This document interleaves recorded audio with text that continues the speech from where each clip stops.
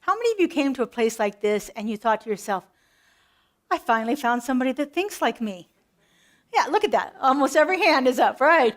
Isn't this a wonderful feeling to find a place like this where it's like, wait a second, I can get rid of a lot of that stuff I was taught back in my early religious training, like in my early years in churches, or maybe if I didn't have a church at all. And I thought, oh, these are people who think like me. Well, the funny thing is, it's like not everybody actually thinks the same here. So we want to spend a little bit of time talking about the basic principles of science of mind and how to move into those. But going back to this with this idea of mysticism, so sometimes when you hear the word mysticism, you think, well, okay, what is that? Is that woo-woo stuff that I don't really want to deal with? Is it like a really devout Christianity that really isn't appeal to me either? So mysticism, in our point of view, is the conscious experience and the awareness of the divine presence within ourselves. So it's the conscious experience. It's actually recognizing that you're having the experience of the divine presence being within you. And being aware of that, being aware of how it's working through you, how it's showing up as you. This idea of mysticism emphasizes a direct, personal, and intuitive connection with God, with spirit, with the divine, whatever you call it, doesn't matter what you call it. But it's there is this universal intelligence that is operating in the world, and mysticism is about having a personal experience with it. It's what I think of when you've heard me say this a lot, when you know that you can't unknow it. So having a direct relationship with God is like, I know this, and there's something within me that knows it, and I don't have to worry about explaining it to anybody, because I know it. And that's that direct personal relationship with spirit. So this transcends any kind of intellectual understanding. The intellectual understanding is really good, and it's really important that we begin to read about spirit and how it moves through people and things, because that gives us a place to contemplate, a place to actually take that deeper in our own mental processing to see how it's showing up in our lives. But it's much more than just understanding it intellectually. It's having that embodied experience of spirit moving through us. It transcends any kind of religious framework, too. It doesn't matter whether you are practicing Catholic or Jew or Hindu or Buddhist, you can have a mystical experience. It transcends all religions whatsoever. In fact, I think of it as the golden thread that moves through all religions. It is that universal principle that is happening in every religion out there, when people actually take the time and make that conscious contact with spirit. So mysticism is not about some kind of supernatural woo-woo phenomenon, but it's about realizing our unity with that divine essence, with that one. It's about recognizing our unity with each other, understanding that no matter where the other person is in their path, there's something within them that is the same that's within me. So understanding our common unity there, which is all about what building a community is understanding our common unity. It aligns so much with our science of mind principles of oneness, of that creative thought, of the transformative power of spiritual practices, and it also has a very practical component to it. And so as we move through this year, we're going to be looking at the more esoteric kind of ideas about mysticism, and we're going to look at it in a very practical and simple way, because it's more than just sitting in a cave like a hermit communing with spirit. We don't have to do that.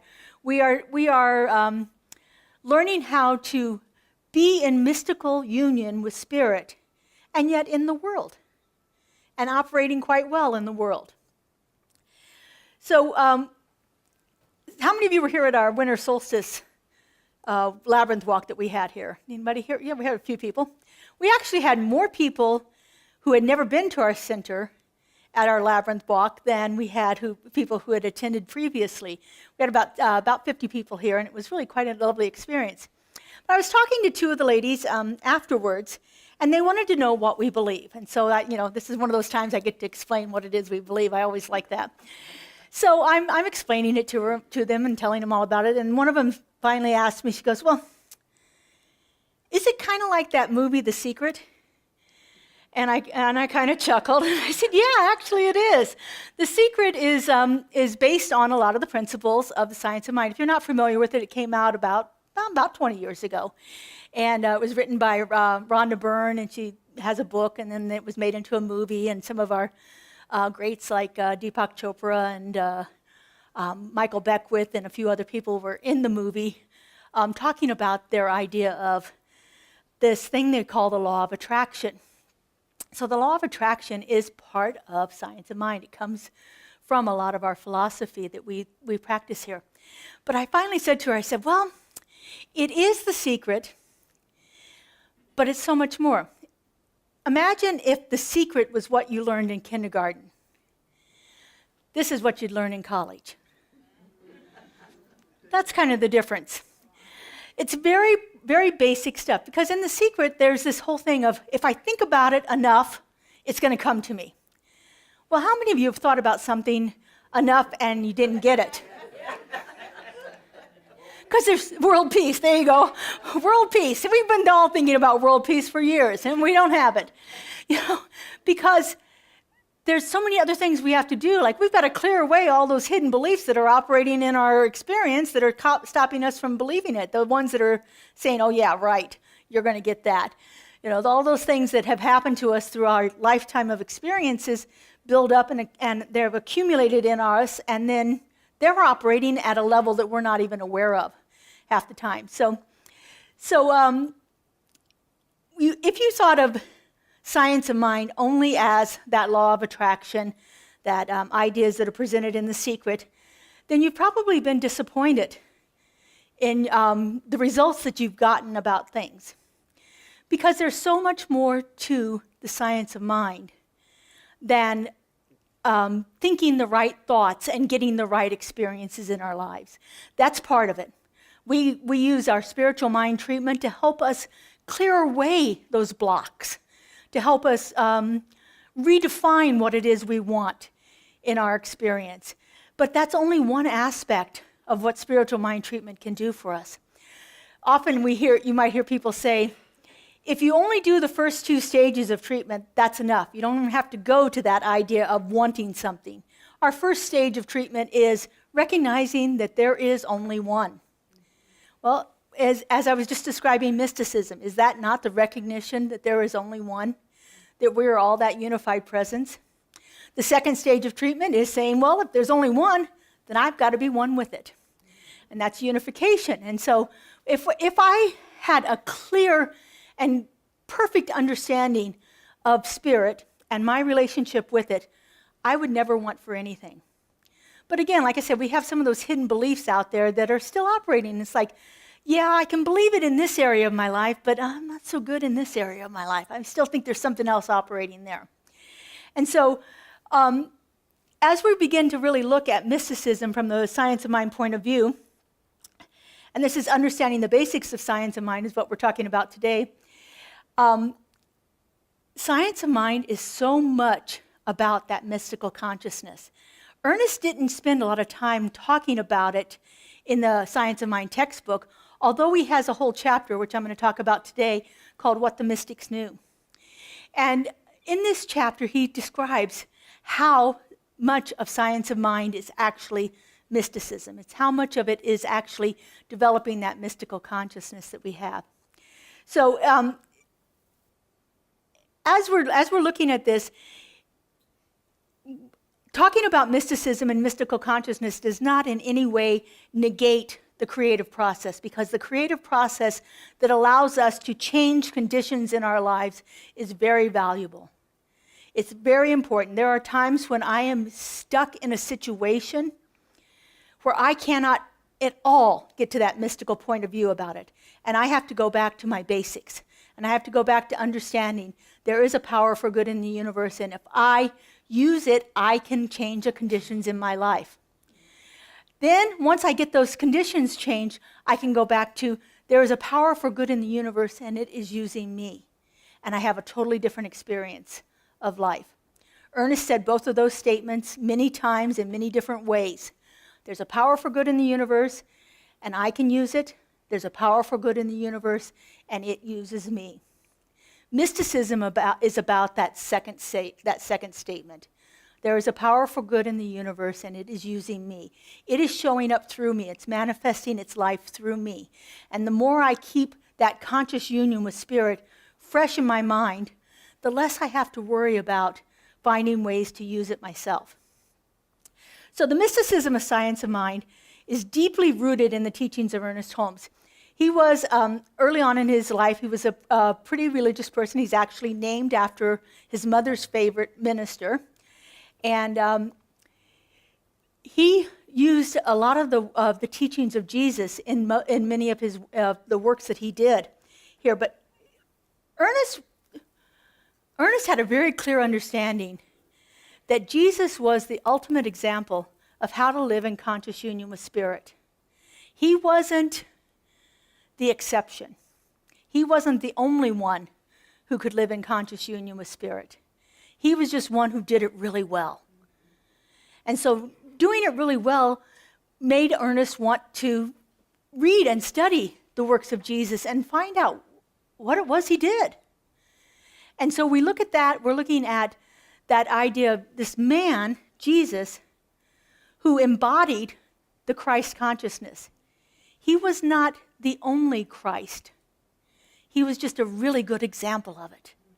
Because the Christ consciousness is universal. It is not limited to one person. You could say that the Christ consciousness has been embodied in the Buddha. You could say that the Christ consciousness was embodied in Muhammad. You could say that Christ consciousness is embodied in Mother Teresa. It has transcended years, it has transcended genders, it has transcended religions. It is a consciousness of enlightenment. It is a consciousness of mysticism. It's a consciousness that knows its unity with oneness. It knows that there is only one thing operating out there. And so that Christ consciousness is the center of this mystical teaching that Ernest Holmes talked about. And so from this mystical perspective, again, science of mind teaches that there's one universal presence, one divine intelligence that operates through everything. Everything. There's no person where it is not present in it. But you may see people that have forgotten that or didn't know it in the first place. And so they're not acting from that place because they're in the world, caught up in the human scene of the world, and they have forgotten totally that there is any kind of connection between them and Spirit. This is why we have people that can do horrific things, because they're not aware of their unity with the oneness. In many of Joel Goldsmith's works, Joel Goldsmith's contemporary with Ernest Holmes, Joel says, "Call no man a thief." And he says it over and over again, "Call no man a thief." Even if you see them taking something, call no man a thief, because when you do that, you are attaching that to them, and you're not helping them remember their oneness. Because when you remember your oneness, you can't do things like that anymore. You can't steal. You can't hurt people. You can't be harmful to others when you are in that connection with Spirit. It's just not possible. It's like being in a deep meditation and then doing something that's wrong. Because if you're in that deep meditation, those ideas don't even come to your mind. You are in that field of bliss. You are in that field of unity. You're in that field where it's not possible to do harmful things in the world. And so when we see people that are doing things like that, it's much easier for us to, instead of criticize them, say, the veil is thick. They haven't realized their oneness yet. They're not in touch with their divine presence, their divine essence. And so one of the things about science of mind is that we don't believe in sin and hell and damnation. It's just not something that we think of as a thing that has to happen to us. We don't ever believe that. We believe that those things are product of our experiences. I have a quote later on that's going to talk about that a little bit more. But this is what Ernest says about mysticism here. He says, mysticism is the conscious experience and the awareness of the divine within oneself and the universe. It is direct, personal, and unitive connection with God or the infinite mind, transcending intellectual understanding and traditional religious frameworks. It's not about a supernatural phenomenon. It's about realizing unity. And the mystic, this is from How to Use the Science of Mind. A mystic is one who senses the divine presence beyond the veil of the five senses and courts it. To court it is to actively seek it. So a mystic is a person who senses that there's something beyond what you can hear, see, taste, smell, or touch. There's something out there. Many of our spiritual leaders use this phrase, the veil being something that is blocking our understanding of our oneness. And so as Joel said, the veil is thick. I remember one time he's telling a story about someone, and he says, it'll be 1,000 lifetimes before her veil is lifted. And I thought, wow, it's quite a prediction, but that's an interesting thing, that it's going to take a lot of lifetimes for that person to have the realization of their unity. So a mystic is someone who intuitively perceives truth and understanding without a lot of mental thinking about it, without having to rationalize it, reason it out, contemplate it in any kind of mental capacity. And it's about that spiritual realization. So this one is right from the Science of Mind textbook. A mystic is one who intuitively perceives truth and without mental process arrives at spiritual realization. Someone who intuitively perceives the truth and arrives at that realization. So the basis of the Science of Mind is about establishing a mystical relationship. With spirit, with that presence, with that creative intelligence, with whatever it is you want to call it, whatever works for you. I have one friend who calls it Howard. Our Father who art in heaven, hallowed be his name. That's what she always says. So, whatever works for you, It's developing a personal relationship for it. I have another friend who calls it TA. She calls it Ta, the all. TA, the all. And so, whatever works for you. I changed whatever it is depending on my moment of whatever I call it. Right now, creative intelligence really works for me, or throwing creative love intelligence in there. So those are the kind of phrases that work for me to help me connect with spirit. Look for those names that feel juicy inside of you. When you say it, you get some kind of like, ooh, this is good. I like that. That's what you're looking for. Find a personal relationship with spirit. That's the number one thing that we look for in there, in our Science of Mind teaching. Ernest Holmes wrote in I think it was 33, something. He wrote what he called the Declaration of Principles, and it was published in the Science of Mind magazine. And the first Declaration of Principle is, we believe in God, the living Spirit Almighty, one indestructible, absolute, self-existent cause. That one manifests itself in and through all creation, but it's not absorbed by its creation. The manifest universe is the body of the living Spirit. We believe there is that one. It is in every single one of us. It's showing up as us. It is living its life through us. The only way spirit experiences the earth is through each one of us. And that's what we're here for, to allow that divine essence to come through and experience the world as us. Well, we have been given personal choice, which allows us to remember that truth, or allows us to act like we've forgotten that truth. And so every moment we have an opportunity. Am I showing up as the presence of the divine? When I walk into a room, am I showing up as God incarnate? Or am I showing up as something else? If we went to every experience that we had with that clear understanding, imagine how our world would be different. Talk about seeking peace, praying for peace. Imagine if every single person could remember, I am the presence of God. what a wonderful experience we might be having there. This concept of unity is the mystical secret of the ages. I love this. The mystical secret of the ages. The key to spiritual wisdom and to the teachings of Jesus. In the Bible, there was hidden in plain sight for, well, at least 2,000 years, the name of God. Now, it wasn't taught to everybody. It wasn't until Gutenberg made his printing press and Bibles became available to the common man that anybody in the world knew the name of God. And what is the name of the God from the Bible? I am. I am. Can you say that and not feel that presence within you? The name of God is I am. That's right there as an indication. That's the mystical teaching of the ages. Hidden in plain sight, but available to all of us once we were given that knowledge.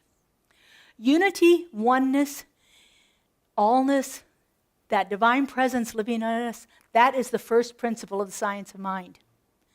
As I said in the Declaration of Principles, we believe in God, the living Spirit, Almighty, one, indestructible, absolute, self-existent cause. That one is in us. It's manifesting as us in everything that we are and everything that we do. The manifest universe is the body of God. That means everything, everyone, every single one is that great I am. The mystical teaching of the ages.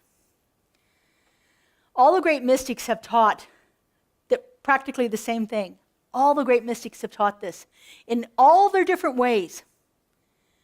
All of their different ways that they have come to this realization. They have taught it. All these different ways that have been taught show up differently, and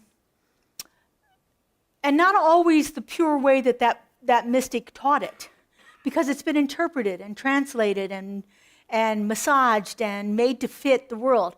If we think about the Bible, originally written in Greek and then Latin, the New Testament was originally written in Aramaic, and then in the 300s, 400s, it started getting translated from either Greek to Latin, or Aramaic to Latin, or to Greek. Can you imagine now? I've been learning Spanish. Do you know how many different ways there are to translate words in Spanish? It's amazing, and it goes for any language. So as a person who's copying the Bible from Greek to Latin, I see a word in there and I give it the meaning that I think it has in Greek or Latin. So you have that going on, this whole multiple translations of these words. And then you have people who have an agenda, who want to make their point of view about God and spirit and so forth more dominant than somebody else's point of view. One of the things that happened was all of the pronouns all of a sudden became male. Well, there was men that were translating it. Men that were sitting in monasteries translating it. And this isn't a put down of gender or anything, but it's like this is just a fact. So everything started to become male. And so the words that were being used were all about he and so forth. Jesus called God Abba. Now, Abba in Aramaic can be translated to mean father, but it's more than just a person who has a child. It's more than just a person who has a child. It's more of a master teacher kind of idea of this Abba. But when it's translated into the Bible, it becomes father. And so if Jesus is calling God Father, then Jesus must be the Son of God, right? Makes sense? And so then it became, no, not only is he the Son of God, but he has to be the only Son of God. And so you can see how things started to get distorted in there. Jesus himself, I think right now, if he was to come back, it would be like, what have you people done? You know? I mean, he says it right in the Bible. This and even greater things shall you do too. You know, talking about the things that he has done.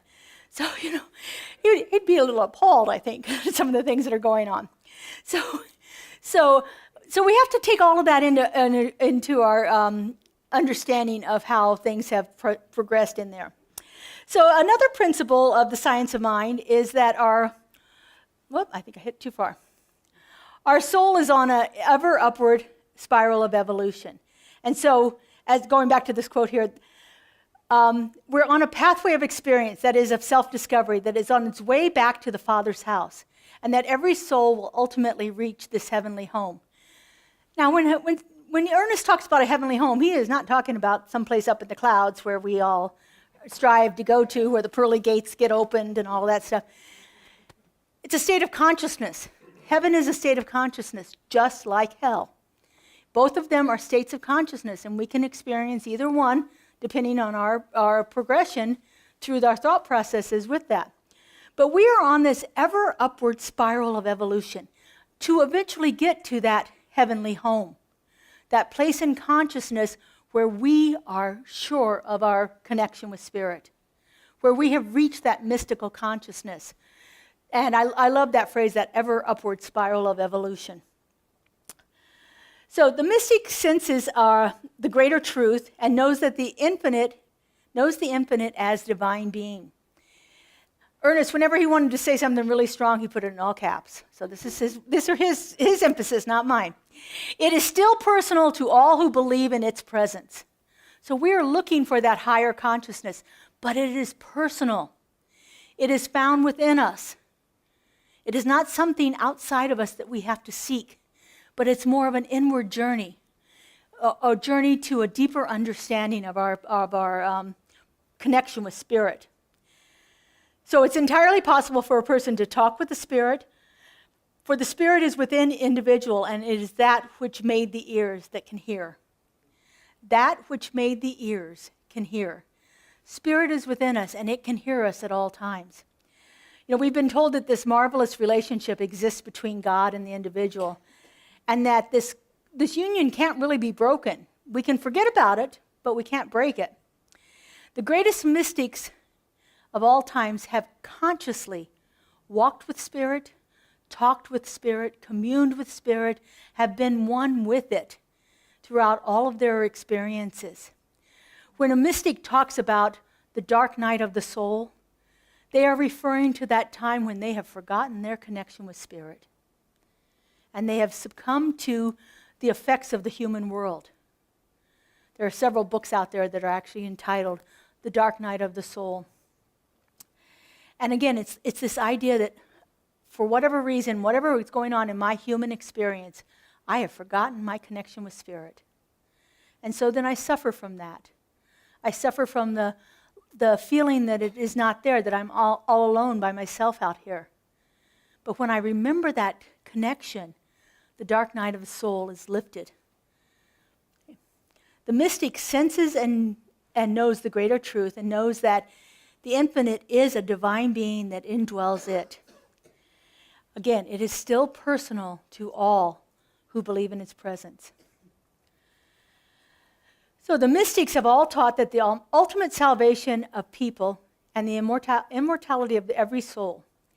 Indeed, they have taught that immortality is here now if we would but awaken to the fact. So we believe that, this is my favorite of the third declaration of principles, so we believe the eternality, the immortality, and the continuity of the individual soul forever and ever expanding. And so we believe that we are on this eternal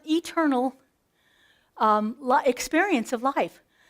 This physical shell that we are inhabiting right now does not include itself in immortality. We have a limited lifespan with this shell that we have right now.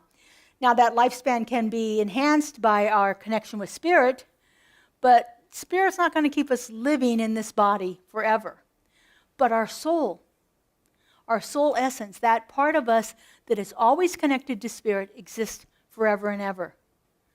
We have experiences of this transcending time and space. Have you ever been in that moment where you all of a sudden you realize, wow, where am I and how much time has gone by? Where you've been so connected, so immersed.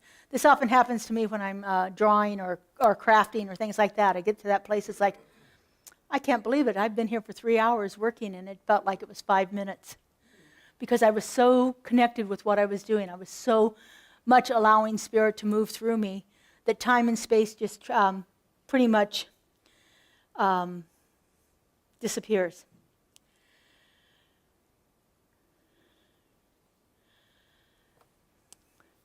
So one of the most illuminating things which mysticism has revealed is that evil is not an ultimate reality. It is simply an experience of the soul on its journey towards reality. I tell you, when I came to Centers for Spiritual Living and I realized that there isn't any sin, that I am never going to be damned, that there is no hell, that did not give me license to do as I wanted, but it sure freed me from a lot of fear. It sure freed me from that sense of, oh man, I've done something so bad in my life, I can't be forgiven for this. One of the books that I loved, we read it early on in my work here as a practitioner, was called The Big Leap. And in there, Gay Hendricks has this term, he calls it fatally flawed. That so many of us exist in a world where we think that we are fatally flawed. And that the only thing available to us is hell. That the only thing available is sin and damnation. We have done something so bad that we can never be forgiven of that. When I learned that that wasn't the truth, that was a freedom day. That was a sense of, wow, I'm okay.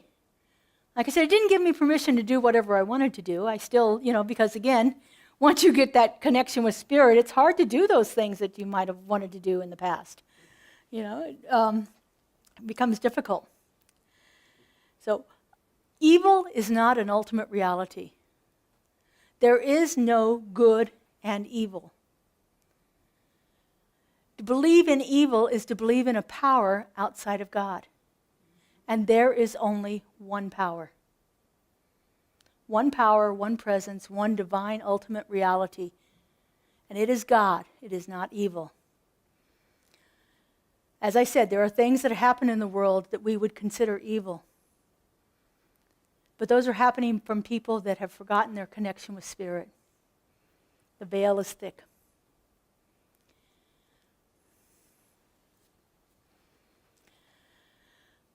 No devil, no damnation outside of one's state of thought. No punishment outside of that self-inflicted through ignorance. And no salvation outside of the conscious cooperation with the infinite. So we're not looking to be saved. We don't believe we're damned. We don't believe we have to be saved. That's one of the things when people ask me if I'm a Christian or not. And I said, well, tell me what you think a Christian is. And they said, well, Jesus is my Lord and Savior. And my response is, I don't need a Lord or a Savior. But I believe in Jesus, the man, as an ultimate example of how to live. And so when you get to that place in consciousness where you are free from that idea of, I'm going to be damned for this, or my life is a living hell, life really begins to shift for us. The answer to every one of our problems is in our own consciousness. And the more we make conscious connection with Spirit, the more readily those problems disappear. The great mystics like Jesus have taught that as we enter into one, the one enters into us, becomes us, and is us. As we take a step towards God, God responds with 1,000 steps towards us, allowing us to be that vessel that it shows up here in the world. The mystics have taught something they call the mystical marriage. And that's the union of our individual soul with the soul of God, with the unity of all life. When we can get to that place where we feel we are one with Spirit, then we are certainly in that great mystical marriage. The unity of all life. So these quotes that I've been using all come from the Science of Mind textbook, and many of them from that chapter called What the Mystics Have Taught. There is a mystical saying, God is in all, through all, and above all, which means that we partake in the one life. It is all of us. We are not all of this life. Again, Spirit is part of us. We are part of it. But Spirit is so much more than any one particular life. No one can exhaust the divine nature, but all live by, in, and through it.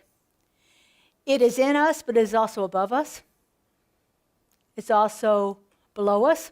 It's also all around us. And it is what we are, but infinitely so much more than us. There's a phrase in psychology to describe this philosophy here. It's called panentheism. Panentheism is the philosophy that is like the overarching philosophy for the philosophy of the science of mind. And again, it believes that spirit is in everything. It shows up as everything. It is moving through everything. It's above, below, around, within. But spirit is so much more than any one thing.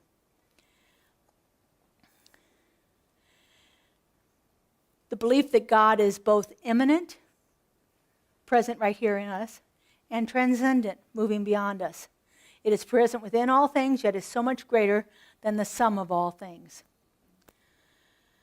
God is not a distant or separate entity, but the infinite and creative source that is ultimately involved in all aspects of life. I want to close with this. This is at the end of the Science of Mind textbook, Ernest Holmes has what he calls meditations. And so this is his meditation on mysticism and mystics.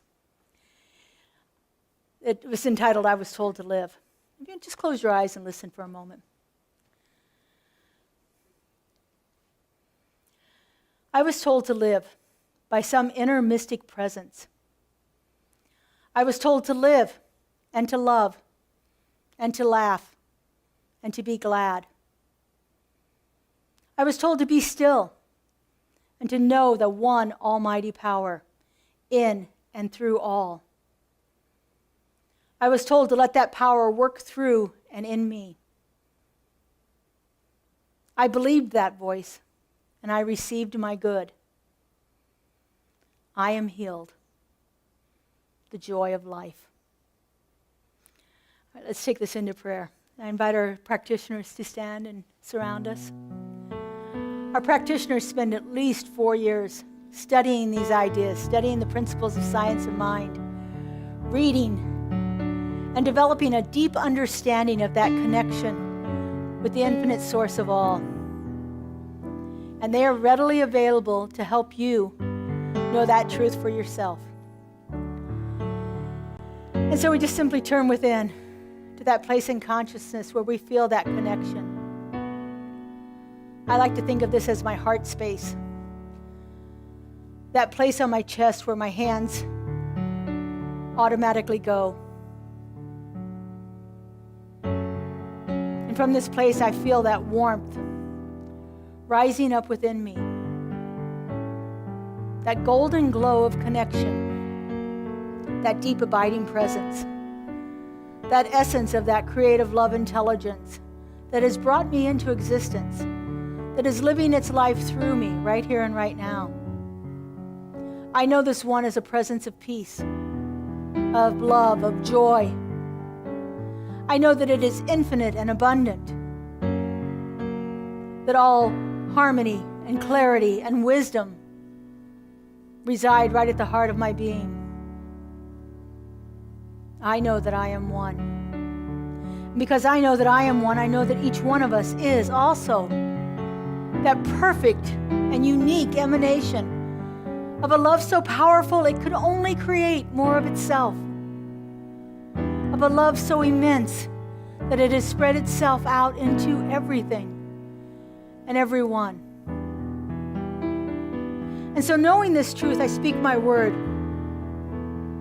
I know that right here and right now, there is a perfect and divine connection between each one of us and that loving intelligence.